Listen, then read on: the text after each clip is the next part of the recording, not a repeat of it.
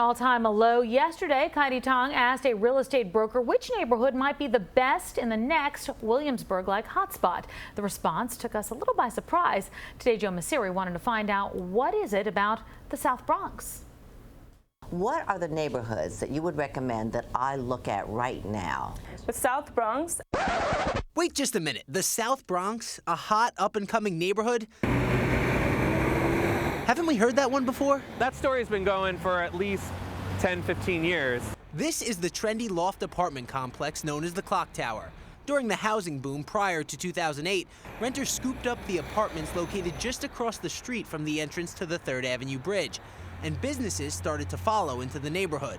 In 2007, the Times even wrote an article dubbing the South Bronx SoBro. But since the bubble burst, it's like time and development have stood still. All the money that was being allocated for development in this neighborhood was basically turned off because they had to fund other projects or just get rid of funding altogether. But Michael Brady, like many other people who moved to the area before the boom, had fallen in love with the South Bronx. So he stayed.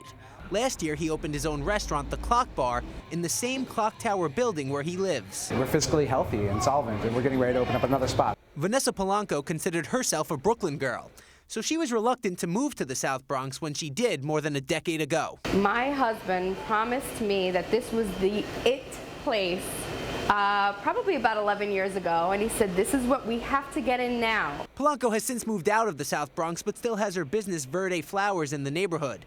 And she says it's because of the location that her business has had a number of opportunities, including becoming a florist for the New York Yankees. We have Manhattan. You know, we've got the 6 train, we've got the Triborough, we've got the GW, so we're most places much quicker than most people. But Gregory Lobo Jost with the University Neighborhood Housing Program says Brady and Polanco are exceptions to the rule. While the Bronx continues to see population growth, it's not the type of growth investors originally expected. The folks moving in make less than the people who already live here. So a lot of the South Bronx development has been affordable housing. In fact, 50% of households in the South Bronx are paying more than half of their income in rent. Because of that, more and more people are forced into already overcrowded homeless shelters. So the city is now paying landlords $3,000 a month to house families, regardless of the size of an apartment. What they're able to pay the landlords and the service providers is much more than what a tenant would be able to pay. That's not good news for existing tenants, because who wants to be living in a building that's as permanent housing that's being converted into a shelter? So developers have shied away.